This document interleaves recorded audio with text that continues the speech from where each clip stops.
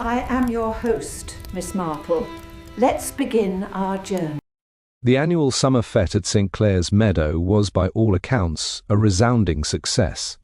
The sun, a rare and welcome guest in the often drizzly English summer, dappled through the ancient oak trees, casting dancing shadows on the striped canvas of the refreshment tent and the gaily coloured stalls. Children, sticky-fingered from iced buns and lemonade, chased each other across the grass, their joyful shouts mingling with the slightly off-key brass band, attempting a rendition of Greensleeves. Mrs. Rosalind Finch, her face flushed with the exertion of supervising the jam and chutney stall, declared it the best fete in a decade. Even the usually austere Canon Davies was observed to smile, albeit faintly, after winning a rather lopsided knitted tea-cosy at the tomb. It was precisely at 4:15, as the tea-urn began to gurgle its last metallic breath and the raffle tickets for the grand prize, a rather handsome picnic hamper, were about to be drawn, that the first ripple of disquiet began to spread.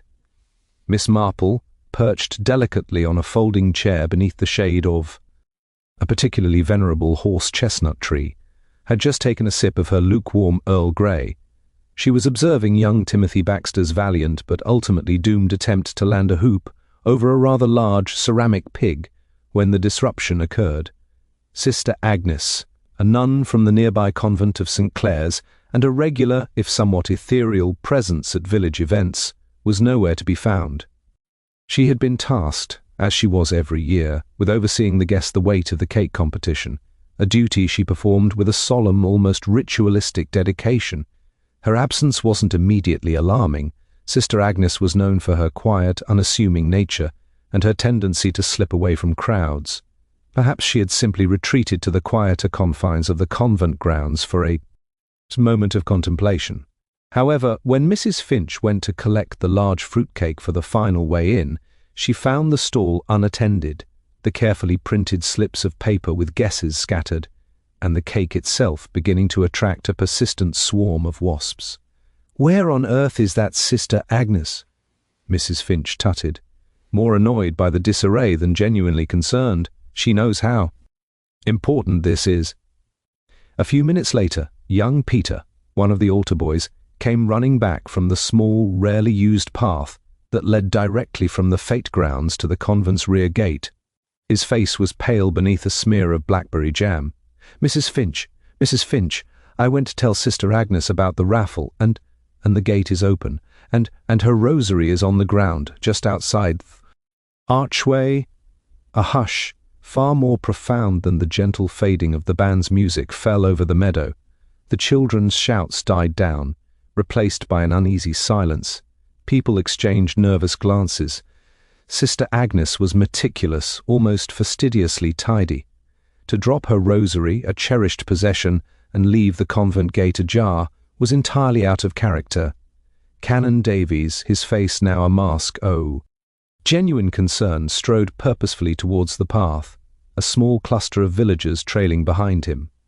Miss Marple, her knitting needles now resting idly in her lap, observed the scene with an almost imperceptible shift in her gaze. The sun, which had been so benevolent all afternoon, suddenly seemed to dip behind a cloud, casting a long, ominous shadow across St. Clare's Meadow. The gentle Mema fete had, in a single perplexing moment, turned decidedly chilling. The following morning the sun rose over the village of St. Mary Mead with its usual indifferent beauty, but the air felt heavy, as if the very atmosphere had absorbed the collective anxiety of the previous evening. By 8 o'clock, the disappearance of Sister Agnes had evolved into a situation, and by 9 o'clock it was being discussed with varying degrees of sensationalism over every garden fence and shop counter in the vicinity. In the village post office, Mrs. Higgins was holding court with a captive audience of 3. She leaned over the counter, her voice a stage whisper that carried quite clearly to the back of the shop. "I always said there was something troubling about that woman. Far too quiet. It's the quiet ones you have to watch, isn't it? I heard from my cousin's sister-in-law, who lives near the convent, that there's been a most peculiar man lurking about the woods lately. A foreigner," she said, with a dark beard and a very suspicious-looking hat. The small crowd nodded sagely. In St. Mary Mead, a suspicious-looking hat was often considered more damning evidence than a smoking gun. S.S. Marple, who had entered the shop to purchase a book of stamps and a modest packet of digestive biscuits, waited patiently at the periphery. She listened with the polite, slightly vacant expression she often wore when people expected her to be merely a dithering old lady. "Oh, I don't know, Mrs. Higgins," interjected Mr. Henderson, the retired chemist. "I think it's far more likely she's had a heart, perhaps, or a sudden loss of memory. It happens at that age, you know. She probably wandered off into the woods and got herself turned around. The police will find her sitting under a hedge, confused but perfectly fine, mark my words." "But what about the rosary, Mr. Henderson?" piped up young Millie, the shop assistant. "To drop one's beads, and for them to be broken, my mother says. That's a terrible omen. Like a soul being severed." Miss Marple noted the detail of the broken beads. Yesterday, the report had merely been that they were on the ground. The addition of them being broken was a classic example of village embroidery, yet she wondered if there was a grain of truth in it. She remembered Sister Agnes's hands, long, thin, and always moving in a restless, fluttering mott. Ion, like trapped birds. They were not the hands of a woman who would carelessly let a sacred object slip through her fingers unless something had startled her quite dreadfully. By noon, gossip had reached fever pitch at the vicarage. Jane Marple had been invited for a light luncheon by Mrs. Griselda Clement, the vicar's wife, who was finding the mounting tension both distressing and secretly exciting. "Narrating. It's all so dreadfully Gothic, isn't it, Jane?" Griselda said, passing a plate of watercress sandwiches. "The nuns are all in a state of absolute silent terror. Reverend Clement went up to the convent this morning, and he said the atmosphere was like a tomb. Mother Superior is being very tight-lipped, insisting it's a private matter of the spirit, but the police are already poking Aro. Under shrubbery. Mother Superior always was a woman of great discipline," Miss Marple remarked mildly. "She reminds me so much of my old Aunt Helen. Aunt Helen had a way of looking at a dusty mantelpiece that made the housemaid feel as though she'd committed a capital offence. But tell me, dear, who else was near the gate yesterday? Aside from the children, of course." Griselda frowned, thinky. Back. "Well, there was that artist fellow, Mr. Smedley, who's staying at the Blue Boar. He was sketching near the path most of the afternoon, and Mrs. Finch says she saw the new doctor, Dr. Quinton, walking that way just before the tea urn ran dry. But really, Jane, anyone could have stepped onto that path for a moment's peace. It's quite secluded." "Seclusion is often a double-edged sword, S.S. Marple murmured, almost to herself. She was thinking of a similar incident years ago involving a missing choir boy and a misplaced hymnal. It had turned out to be nothing more than a secret escapade to the circus, but the patterns of behaviour, the excuses made, the eyes avoided, remained the same. The village was now divided into two camps. There were the tragedians, led by Mrs. Higgins, who were convinced of a violent abduction or a scandalous elopement, and the rationalists, like Mr. Henderson, who insisted on a medical explanation.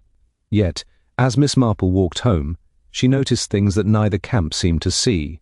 She saw the way the convent's gardener, a surly man named Arthur, was working with a frantic, unnecessary energy, digging up a flower bed that had been perfectly fine the day before.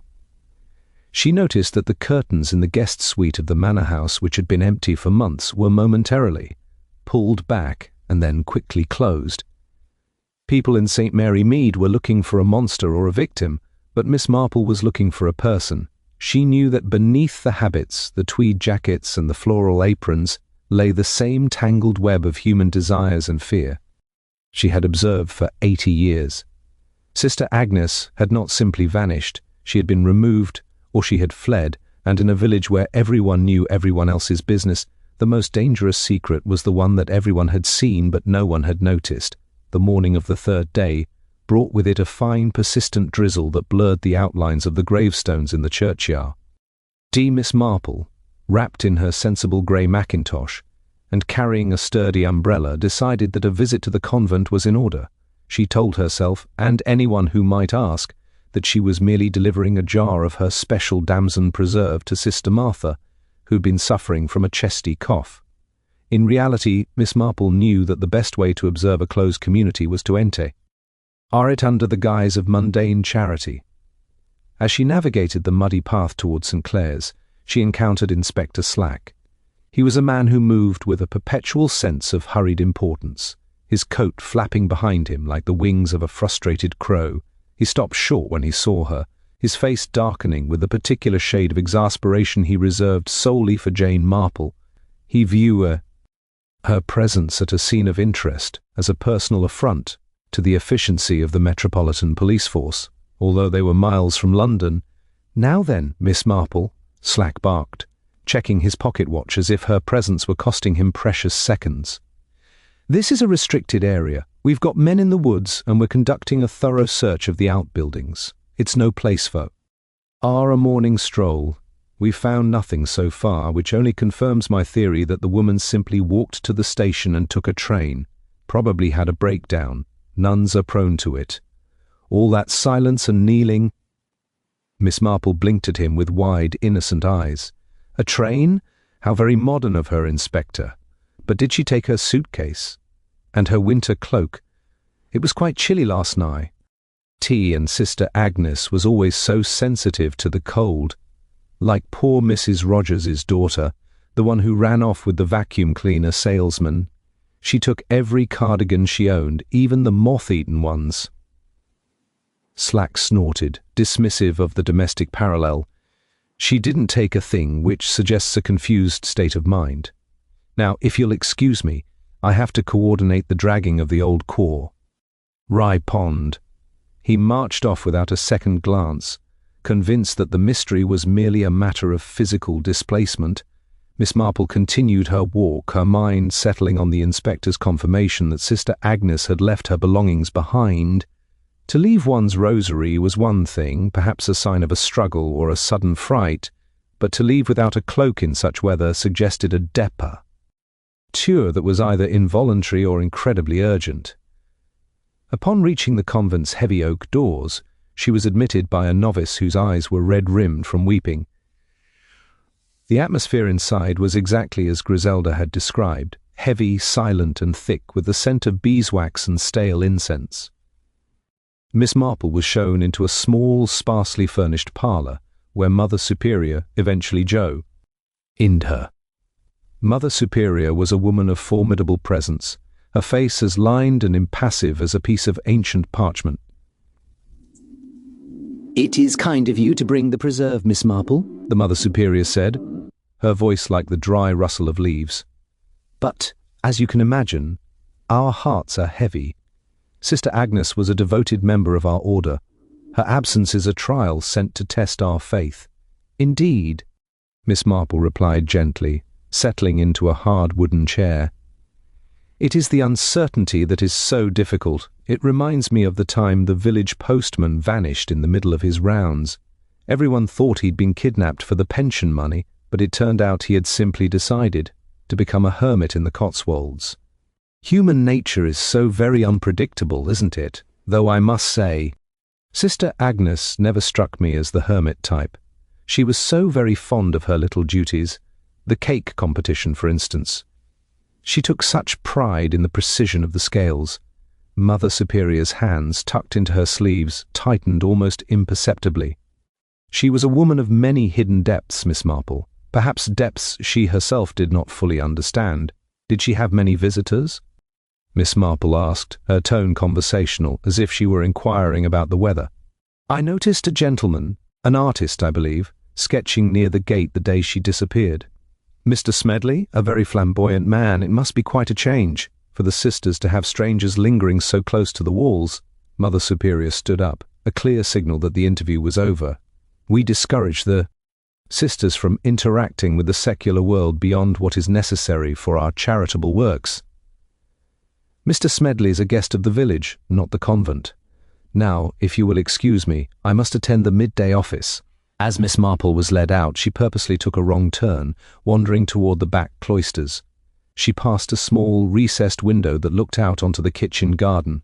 There, he saw the gardener, Arthur, again. He was no longer digging. He was standing perfectly still, staring at a patch of turned earth near the compost heaps. His expression wasn't one of grief, but of a profound, calculating stillness. When he noticed her through the glass, he didn't nod or tip his cap.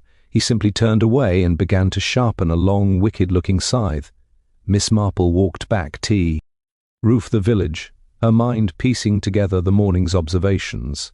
The inspector was looking for a body or a runaway.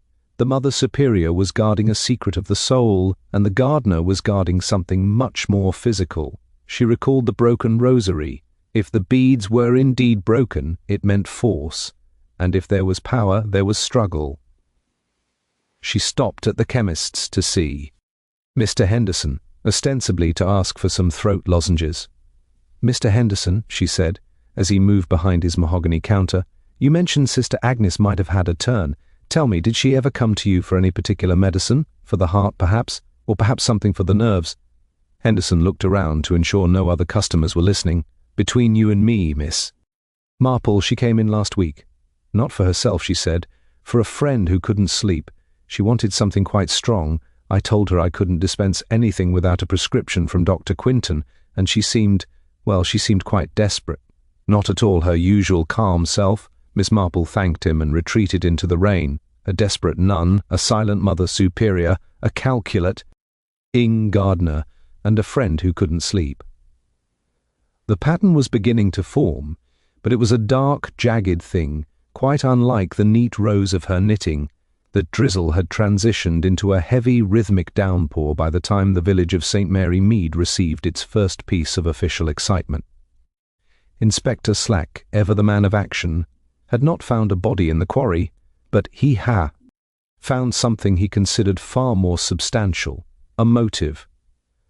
The focus of the investigation had shifted abruptly from the convent grounds to the Blue Boar Inn, specifically to the room occupied by Mr. Basil Smedley, the artist whose flamboyant silk scarves and habit of sketching in the golden hour had already made him a figure of intense scrutiny among the locals. The evidence, as whispered by the vicar's maid over the garden wall to Miss Marple's own faithful Florence, was a charcoal sketch found in Smedley's portfolio. It wasn't a landscape or a study of the church spire. It was a portrait of Sister Agnes, but it was not the Sister Agnes the village knew, the serene, distant figure in black and white. This Agnes was depicted without her veil, her hair a wild halo of chestnut curls, her expression one of haunting, raw terror.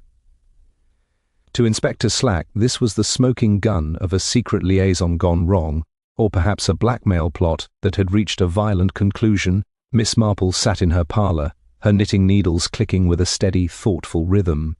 The wool was a soft, pale blue, the colour of a summer sky that felt very far away. She was thinking of Mr. Smedley. He was a loud man, certainly. He spoke in theatrical tones and laughed too heartily at his own jokes.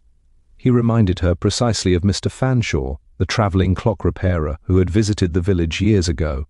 Mr. Fanshawe had worn waistcoats that were far too bright and told tall tales of his adventures in the Orient, leading everyone to believe he was a dangerous rogue. In the end, he had N found guilty of nothing more than a very pathetic attempt to hide the fact that he was deeply in debt to his mother-in-law.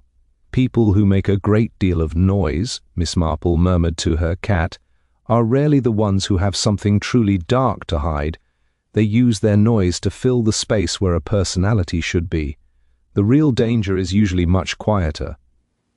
Her reflections were impeded by a frantic knocking at her door. It was Griselda Clement, looking unusually dishevelled. "Jane, it's awful. They've taken him in for questioning. Mr. Smedley, I mean. Slack found a muddy boot in his room that matches a print by the convent gate, and with that dreadful drawing. Well, the village has already convicted him. They're saying he lured her away, or worse. Mrs. Finch is practically calling for a hanging in the square." Miss Marple offered Griselda a seat and a cup of tea, which she poured with a hand that did not tremble. "The police do love a muddy boot, dear. It's so very tangible. But tell me, did Mr. Smedley seem the sort of man who could manage a silent, efficient abduction in broad daylight? He can barely walk across the common without tripping over his own easel." That's... That's just it, Griselda said, taking a restorative sip. He's a mess. He's in the station crying, saying he barely spoke to her, that he only sketched her from a distance because he was struck by her tragic Victorian aura. He states he didn't even know her name until the disappearance. And the boot? Miss Marple asked. He says he went for a walk in the woods to watch the owls. At 3 in the morning, Slack thinks it's a preposterous lie. Miss Marple considered this. A man like Smedley would indeed think it romantic to wander the woods at 3 in the morning, regardless of how suspicious it looked. It was exactly the kind of foolish, theatrical thing he would do. But the drawing bothered her. If he had never spoken to her, how had he captured that look of terror so accurately, unless... Of course, he hadn't seen her terror at all, but had projected his own sense of drama onto her face. Or, and this was the thought that made Miss Marple's needles stop mid-stitch, unless he had seen her through his lens while she was looking at something else. Something truly frightening. Griselda dear, Miss Marple said softly, who else in the village has been acting, perhaps too normally? When a tragedy occurs, those who are innocent usually act quite irrationally. It is the guilty who often have their reactions perfectly rehearsed. Griselda thought for a moment. Well, Dr. Quinton has been remarkably busy. He's been to Manor House 3 times today. Lady Maud is having her nerves again, apparently. And Arthur, the convent gardener, has been remarkably surly, though that's hardly a change. Oh, and I did see something odd. Mrs. Finch was returning the unused bunting to the vestry, and she said she saw Sister Martha, the one with the cough, slipping out of the side door of the chemist's. She looked quite smuggled up, as if she didn't want to be recognized. Miss Marple's mind immediately went to the sleeping draught Mr. Henderson had mentioned. Sister Agnes had asked for it, perhaps it wasn't for her, and now Sister Martha was visiting the chemist in secret. The friend who couldn't sleep was becoming a central figure in Miss Marple's mental map. The police have their man, Miss Marple said, her voice tinged with a rare note of sternness. And while they are busy trying to make Mr. Smedley's boots fit the crime, the real threat is being pulled further and further away. I fear for that poor woman, Griselda. If she is still alive, she is in a very precarious position indeed. One does not drop a rosary unless the world has suddenly turned upside down. As Griselda left, Miss Marple stood by the window watching the rain wash against the glass. She thought of the convent, with its high walls and its tradition of silence. Silence was a wonderful thing for prey. But it was also a perfect shroud for a scream. The village was satisfied with the artist. He was an outsider, he was different, and he was convenient. But Miss Marple knew that the truth of St. Mary Mead never came from the outsiders. It grew in the soil of the village itself, like a weed that looks exactly like a flower until you try to pick it. The afternoon rain had slowed to a miserable, soaking mist that clung to the hedges like a damp woolen blanket. Miss Marple, having donned her galoshes and her second-best tweed coat, decided that the time had come for a little botanical exploration. She informed Florence that she was going to see if any of the wild garlic had begun to sprout near the old stone bridge, a perfectly plausible, if somewhat damp errand for an elderly lady of H. Standing instead of the bridge, however, Miss Marple found herself back at the perimeter of the St. Clare's estate. She did not approach the main gate, where the police presence remained a constant, heavy-handed reminder of Inspector Slack's ambition. Instead, she followed a narrow, overgrown bridle path that skirted the convent's eastern wall. This was the area where the village children often played, much to the annoyance of the Mother Superior. As she walked, her keen eyes scanned the ground, not for garlic, but for the inconsistencies that human passage inevitably leaves behind. She was thinking of a specific incident involving a missing brooch belonging to her friend, Mrs. Price Ridley. Everyone had looked for the brooch in the jewellery box and under the dressing table, but Miss Paul had found it caught in the hem of a discarded pair of gardening trousers. People, she mused, always look where they expect a thing to be, rather than where the logic of movement dictates it must have gone. She reached the spot where the convent wall dipped slightly, an old repair job having left the stones uneven and easier to scale. Here the police churned up the mud, lightly, but her attentio. N was caught by something much smaller, lodged in the crevice of a hawthorn bush. It was a tiny scrap of fabric, no larger than a postage stamp. To a casual observer, it might have been a bit of rubbish or a fragment of a discarded rag. Miss Marple extracted it with the tip of her umbrella. It was not the heavy, black wool of a nun's habit, nor was it the bright, bohemian linen of Mr. Smedley's S.C. Arves. It was a fragment of high-quality, pale blue silk, the kind used for the lining of an expensive evening cloak or a very particular type of gentleman's dressing gown. Most curious, she whispered, mist. Blue silk in a hawthorn hedge, not at all what one expects in a convent wood.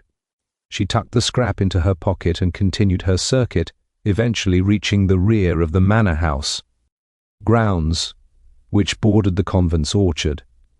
The manor house had been the ancestral seat of the Derwent family for centuries, but it had lately fallen into a state of elegant decay. The current resident, Lady Maud, was a woman of delicate constitution, which in St. Mary Mead terms meant she preferred gin and solitude to the rigours of village social life, as Miss Marple peered through the iron railings. She saw Dr. Quinton's motor car parked in the drive.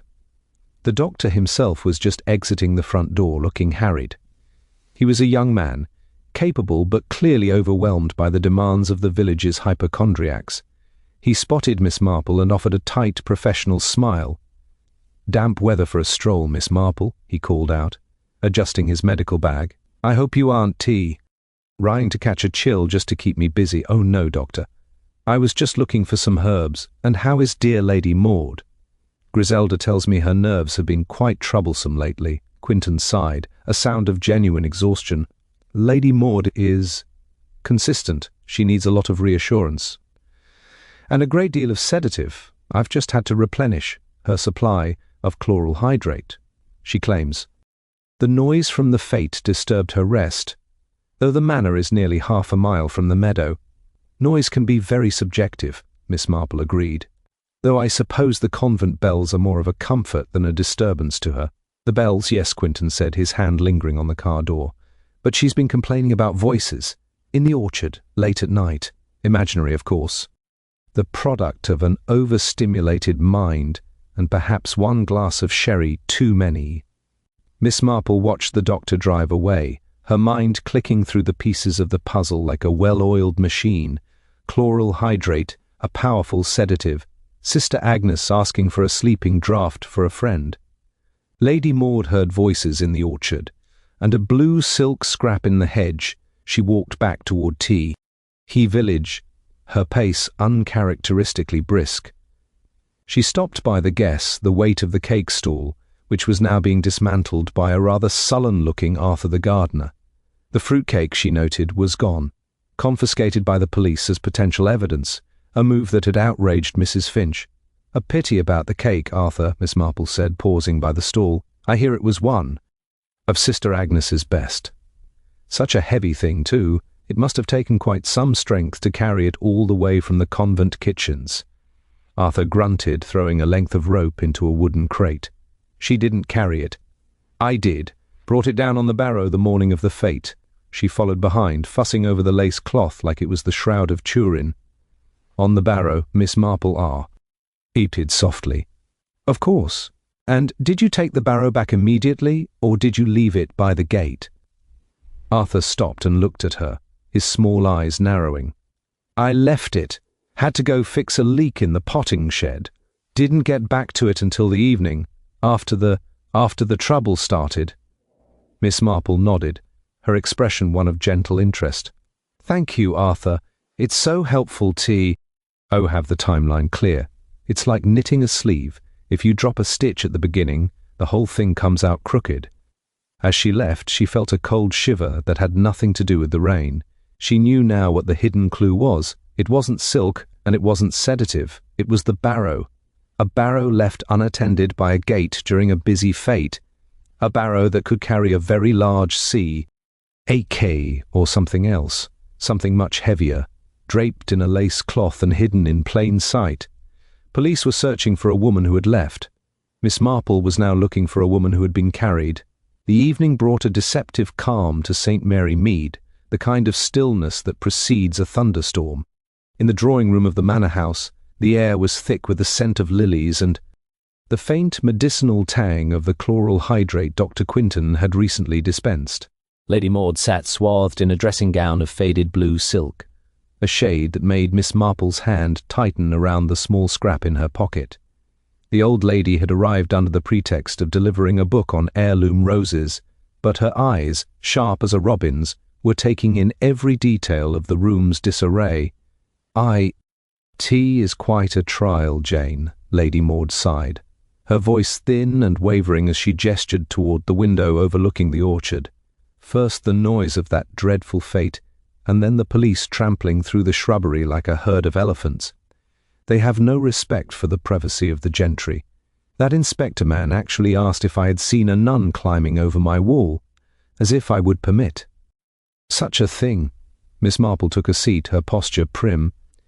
It must be very unsettling, Maud, especially when one is not at one's best. But you mentioned voices to the doctor. That sounds most distressing. One's imagination can be such a cruel companion in the dark. Lady Maud's eyes flashed with a sudden lucid spark of resentment. It wasn't imagination. I heard them, 2 of them, arguing near the old ice house at the edge of the orchard, a man and a woman. The woman was pleading, begging really, and the man sounded quite cold, like a schoolmaster with a slow pupil. I couldn't make out the words, but the tone, it was the tone of someone who has lost all patience. And then, a sound like a heavy door closing, though there are no doors out there but the ice house, and that hasn't been opened since the Great War. A heavy sound, Miss Marple repeated, her mind immediately picturing the gardener's barrow and the broken rosary. And did you recognize the voices, dear? Lady Maud hesitated, her hand trembling as she reached for a glass of water. I thought for a moment it sounded like the canon, but that's impossible. Then I thought perhaps it was that gardener fellow from the convent. But it was the woman's voice that haunted me.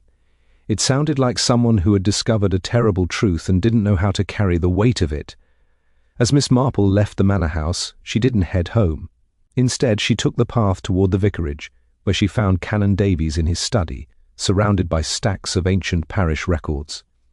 The canon was a man of impeccable reputation, but Miss Marple had noticed a certain tightness around his eyes since the disappearance. "Jane," he said, rising to greet her, "I trust you aren't here to discuss the raffle results. The village is in such a state of ferment that I find it difficult to concentrate on my sermon." "I was actually thinking about the history of St. Clare's canon," Miss Marple said, settling into the chair oppo. "Cite him. It has such a long history.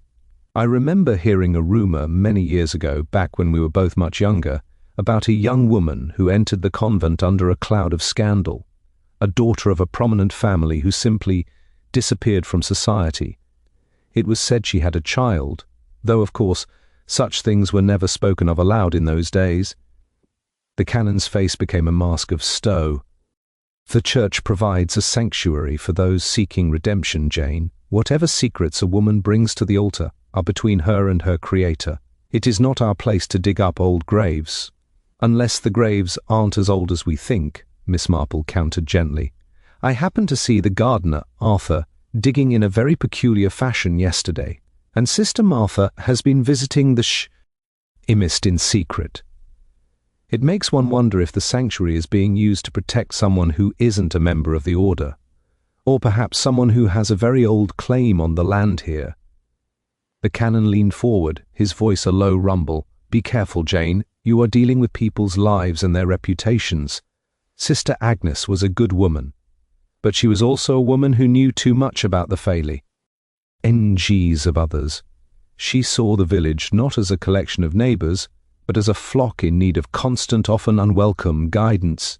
She had a habit of listening to things not meant for her ears. A listener," Miss Marple mused, "like poor Miss Weatherby's maid. She heard a secret about a forged will and ended up being sent away to the colonies. Knowledge can be a very dangerous burden for the quiet ones." As she walked home through the darkening village, Miss Marple passed the Blue Boar Inn. She saw Mr. Smedley through the window, looking theatrical and miserable, surrounded by a group of villagers who were clearly enjoying his downfall. But her thoughts were on the ice house and the friend who couldn't sleep. The secrets were starting to bleed through the fabric of the village's respectability. There was the mystery of blue silk suggesting a man of means. There was the secret of the sedative suggesting someone in physical or mental agony. And there was the secret of the voices, which suggested a confrontation that had ended in a heavy, final sound. The pieces were no longer scattered. They were beginning to align into a shape that Miss Marple recognized with a heavy heart. It was a shape she had seen many times before, the shape of a desperate person trying to bury the past, only to find that the past has a way of rising to the surface, especially when a quiet nun with a penchant for observation decides to take a stand. The mist that had plagued St. Mary Mead for 2 days finally lifted on the 4th morning, replaced by a sharp, biting clarity that seemed to strip away the village's comfortable illusions. However, any hope for a return to normalcy was shattered when the heavy silence of the old ice house at the edge of the manor orchard was broken. It was not the police who made the discovery, but rather the gardener, Arthur, who had finally been instructed by a frantic Lady Maud to investigate a foul, damp odour she claimed was emanating from the structu. The news hit the village like a physical blow. A body had been found, but as the gossip rippled from the butcher's shop to the post office, the twist became clear. It was not Sister Agnes. The deceased was a man, middle-aged and dressed in clothes that were far too expensive for a country stroll, a fine wool suit and a silk tie that glinted even in the dim light of the ice house. He was a stranger to the village, yet when the news reached Miss Marple, she didn't look surprised. She sat in her garden, her hands moving rhythmically as she pruned her prize roses, listening to Griselda's breathless report. "The man has been identified, Jane. His name is Geoffrey Derwent. He's Lady Maud's nephew, the one who moved to London years ago and was supposedly doing so well in the city. Inspector Ack is absolutely beside himself. He had Smedley halfway to a confession for the nun's murder, and now he's got a dead aristocrat and no sign of the sister. He's back to square one, pacing the orchard and shouting at the constables." Miss Marple snipped a withered bud with clinical precision. "Geoffrey Derwent. I remember him as a boy. A charming child, but always a bit too fond of taking things hat didn't belong to him. Like young Bobby Morrison, who used to steal the collection plate money to buy licorice. He always thought he was cleverer than everyone else until he tripped over his own lies." "And what did the doctor say about the cause of death, dear?" "Dr. Quinton says it looks like a fall or a blow to the head. There was a lot of blood on the stone steps of the ice house, but the M.O. It's a peculiar thing, Jane. They found a small silver crucifix clutched in his hand. A very specific kind, like the ones the sisters wear at St. Clare's." This revelation sent a murmur of renewed speculation through the village. The tragedians, led by Mrs. Higgins, immediately pivoted. The theory was now that Sister Agnes had been a victim of a family feud, or perhaps she had witnessed a murder, and been silenced. But Miss Marple was thinking of the scrap of blue silk. Geoffrey Derwent had always been a man of fastidious tastes. "The crucifix is a very significant detail," Miss Marple murmured. "It suggests a final act of mercy, or perhaps a desperate attempt at a message." "Tell me, Griselda, has anyone seen Sister Martha today, or the Mother Superior? The convent is under total lockdown, Griselda replied. "The police are questioning every nun. But they've discovered something else, something that has the inspector even more confused. In the guest wing of the manor house, they found Geoffrey Derwent's luggage. He'd been staying there in secret for 3 days before the fete. Lady Maud claims she didn't know he was there, but that's impossible, isn't it? Not impossible if one is here." "Villy sedated," Miss Marple said, her voice dropping an octave. "Or if one is being deliberately deceived by those they trust. If Geoffrey was in financial trouble, which the London Derwents often were, he might have come back to persuade his aunt to part with some of the family jewels or the land, and if someone was helping him hide, the twist had shifted the focus from a missing nun to a dead interloper. But in Miss Marple's mind, the two were inextricably linked by the friend who couldn't sleep. She recalled the gardener, Barrow, a Barrow that Arthur said he hadn't touched until evening. If a body, either living or dead, had been transported in that barrow under the cover of the fate's chaos, it would explain how someone could move across the meadow unseen. Later that afternoon, Miss Marple made her way toward the chemist's shop. She found Mr. Henderson pale, his hands shaking as he arranged bottles of tonic. "A terrible business, Miss Marple. A Derwent found like that. It's the end of an era, Mr. Henderson," Miss Marple said, her gaze steady and unwavering. "When Sister Agnes came to you for that sedative, she wasn't asking for herself, and she wasn't asking for a friend. In the convent, was she? She was asking for someone to be hidden, someone who was being managed, and when she realized that the management had turned into something much darker, something involving a barrow and a heavy final sound, she couldn't keep silent any longer." Henderson looked away, his silence more telling than any confession. Miss Marple knew then that the true killer had not just read a witness, they had used the village's own prejudices and the convent's tradition of secrecy as a shield. The vanishing nun was the catalyst, but the motive was as old as the manor itself: greed, fueled by a desperate need to maintain a facade of respectability. The mystery was no longer about where Sister Agnes had gone, but about what she had been forced to carry before she vanished. And as the sun began to set, casting long bloody streaks across the English sky, Miss Marple knew exactly which psychological lever she needed to pull to make the truth come tumbling out. The twilight of the 5th day settled over St. Mary Mead with a chilling persistence, the kind of evening that forced the villagers to draw their curtains early and stir their fires. Miss Marple, however, was not by her heart. She sat instead in the small, draughty vestry of the village church, a location she had chosen with the same care a general might use to select a battlefield. She had sent a very specific, handwritten note to Dr. Quinton, suggesting that she had found something of Sister Agnes's near the old stone bridge, something she felt was too delicate for the clumsy hands of Inspector Slack, when the door creaked open. It was indeed the young doctor who stepped inside, his medical bag still clutched in his hand as if it were a shield. He looked haggard, the shadows under his eyes echoing the exhaustion he had claimed was Lady Maud's. Miss Marple did not rise, she merely continued to wind a ball of grey wool, her needles clicking with a sound like a tiny, relentless clock. "Miss Marple, Q," Ewington said, his voice echoing in the stone chamber. "Your note was rather cryptic. You say you found something? The inspector is still at the manor, and I really should be getting back to Lady Maud. Her condition has worsened since the discovery of her nephew." "Oh, poor Lady Maud," Miss Marple said softly, not looking up. "It is a terrible thing to be betrayed by one's own blood. But even more terrible, I think, to be betrayed by those one trusts for one's health. It reminds me so much of the case of old Mr. Ebbsley. His valet was slowly poisoning him, you know. The valet was a very charming man, very efficient, but he had a gambling debt that was quite beyond his means. He thought that by managing Mr. Ebbsley's decline he could secure his own future." Quinton's posture stiffened. "I fail to see the relevance, Miss Marple.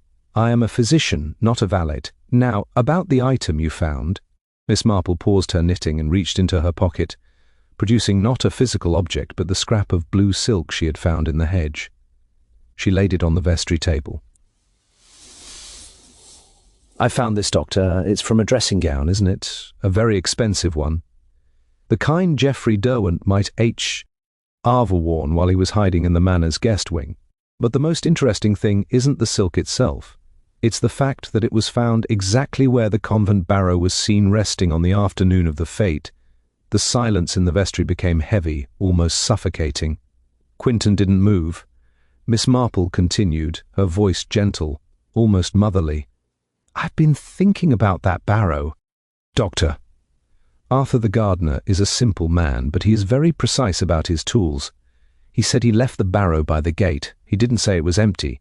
He said Sister Agnes followed behind it, fussing over the lace cloth. Everyone assumed she was protecting the fruitcake, but a fruitcake doesn't weigh as much as a man, does it? Even a man as slight as Geoffrey Derwent. You're talking nonsense." Quinton snapped, though his hand was now trembling visibly. "Geoffrey Derwent was found in the icehouse. He was moved to the icehouse," Miss Marple corrected him firmly. "He was already dead, or very nearly so, when he was placed under that lace cloth on the barrow. He had come back to blackmail his aunt. Or perhaps he had discovered that you, Doctor, were systematically draining Lady Maud's estate through medical fees and special treatments. You were the friend who couldn't sleep, weren't you? Or rather, you were the one providing the sedatives to keep the manor quiet while you dealt with Geoffrey. But Sister Agnes saw you. She saw you moving him from the guest wing to the barrow. She was a woman of conscience. She insisted on helping, thinking he was merely ill, boo. When she realized the truth, when she saw the blood, she tried to stop you. Miss Marple stood up then, her small frame gaining a sudden, formidable dignity. You killed him at the manor, perhaps in a panic when he threatened your career. You used the fate, the noise, the crowds, the confusion to move the body. And Sister Agnes, she wouldn't be silent.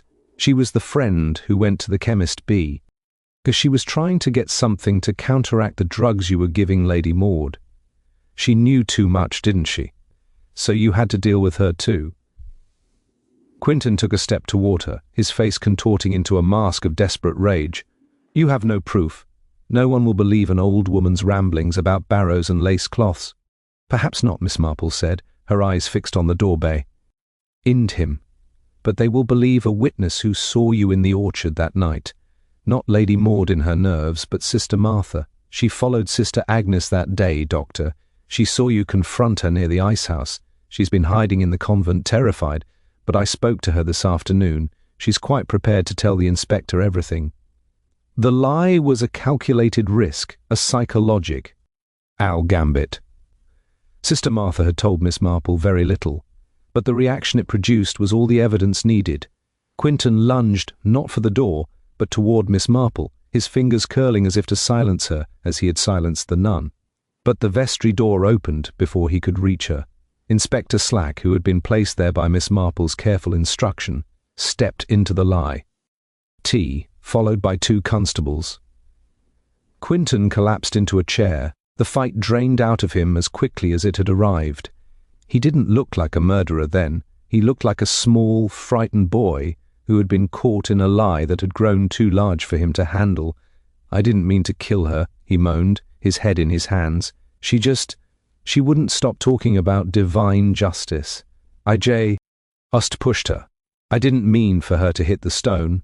Miss Marple watched him with a look of profound sadness.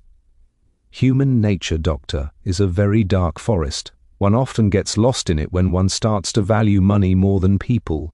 The following afternoon, the drawing room of the vicarage was uncommonly crowded. Miss Marple sat in her accustomed chair near the window, her knitting needles once again in hand, though they remained still for the moment. Inspector Slack stood by the mantelpiece, looking both triumphant and deeply annoyed that the climax of his case was taking place over tea and scones rather than in an interrogation room. Grouped around them were Griselda, the vicar, and a very pale but composed Mother Superior. The air was thick with the scent of lavender and the unspoken. Questions that had haunted the village for nearly a week. Miss Marple began not with the murder, but with a comparison. She spoke of a certain Mrs. Pusey, who used to run the village drapery years ago.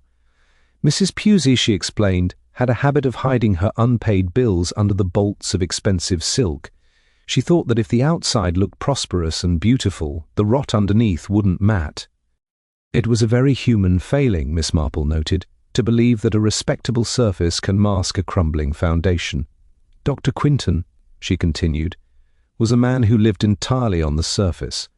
He had come to the village with high ambitions and very little capital, and he found in the aging Lady Maud a perfect, unsuspecting source of income.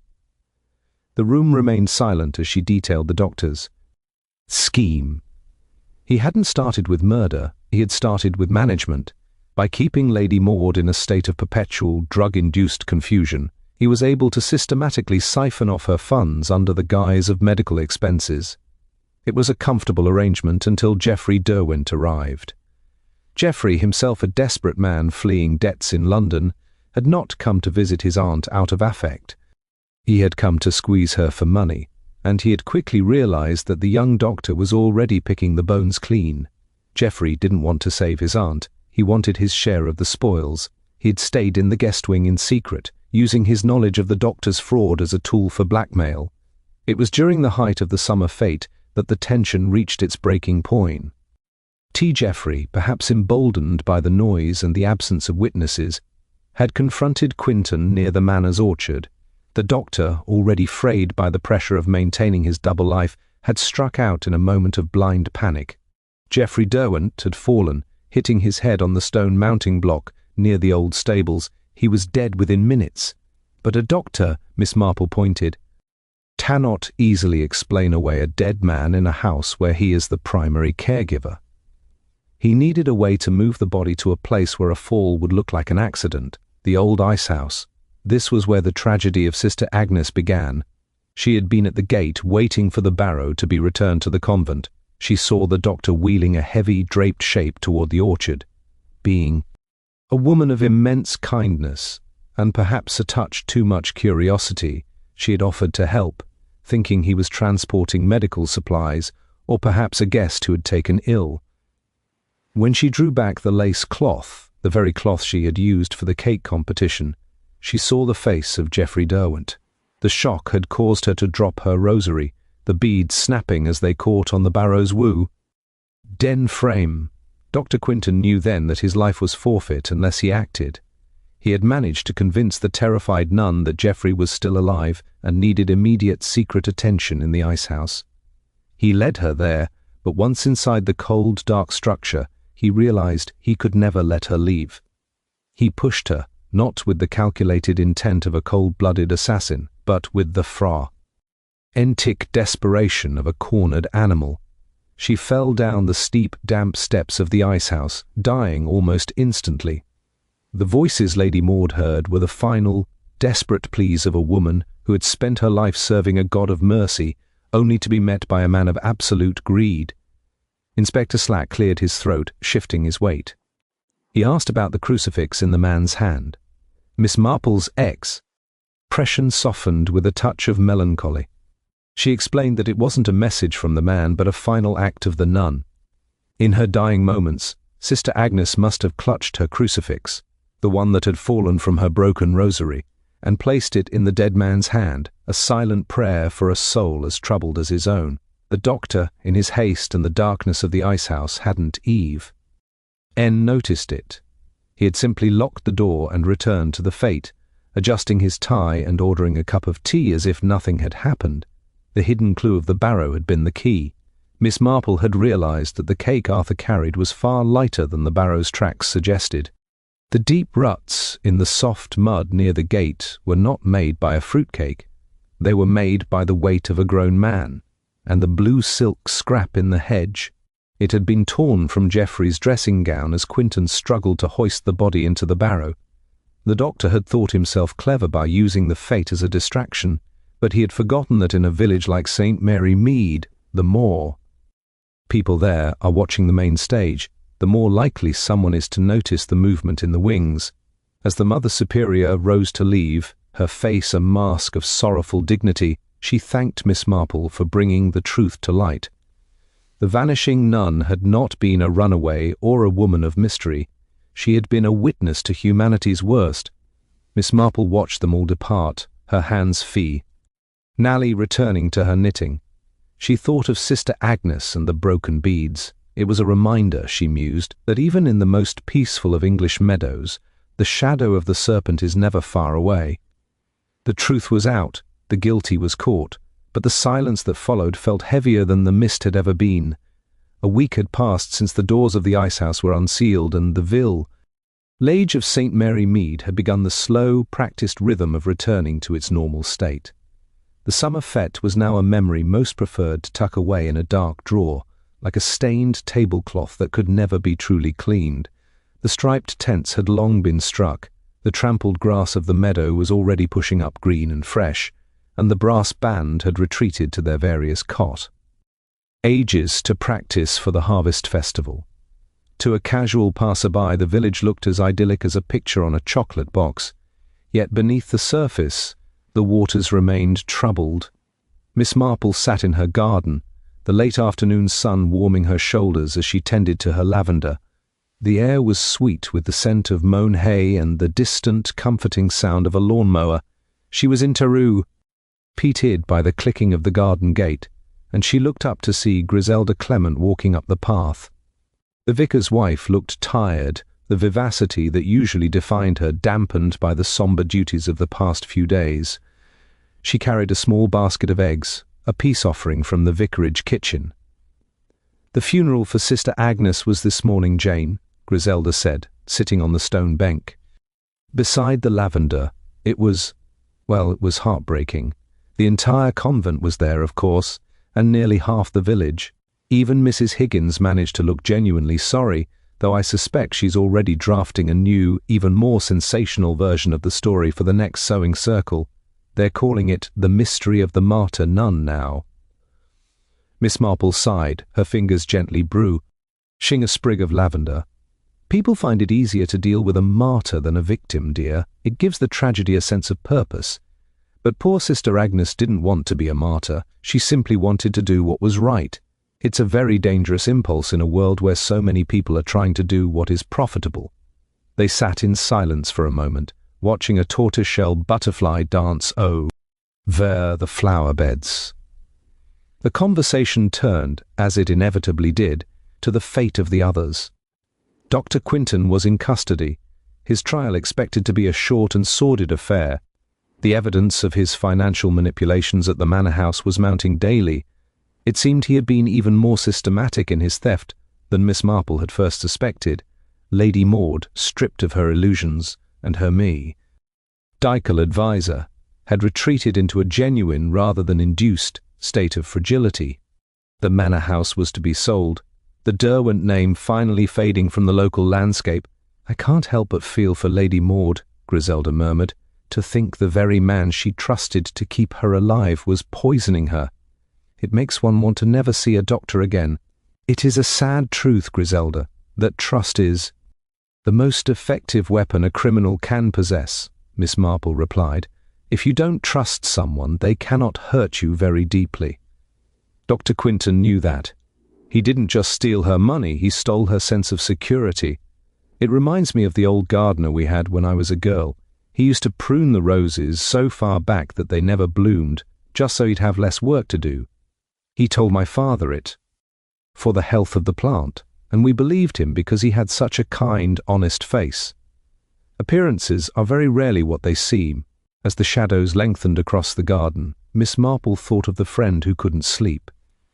The mystery was solved, the technicalities of the law were being satisfied, and the vanishing nun had been found. Yet, the moral weight of the case remained. She thought of the silver crucifix clutched in Geoffrey Derwent's dead hand. That one act of final, desperate compassion from Sister Agnes was what stayed with her. Even in the face of death, the nun had reached out to a man who had brought her nothing but ruin. It was a level of goodness that Miss Marple found both humbling and profoundly moving. "Will things ever really be the same, Jane?"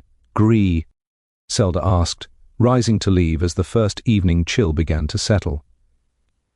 "Every time I pass the ice house or the convent gate, I feel a little shiver. It's as if the village has lost its innocence."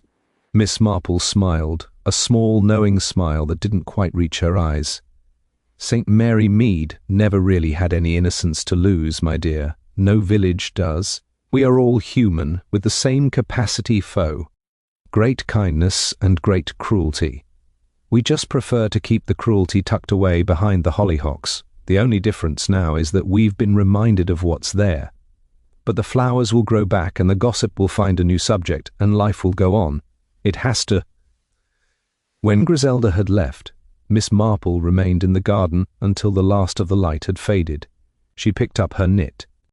Ting, the grey wool she had been working on during the confrontation in the vestry. She looked at the stitches, neat and even, each one depending on the one before it. A single drop stitch could ruin the entire pattern, just as a single moment of greed had ruined so many lives. She folded the work carefully and went inside, closing the door against the night. The village was quiet once more, its secrets buried, its people sleeping.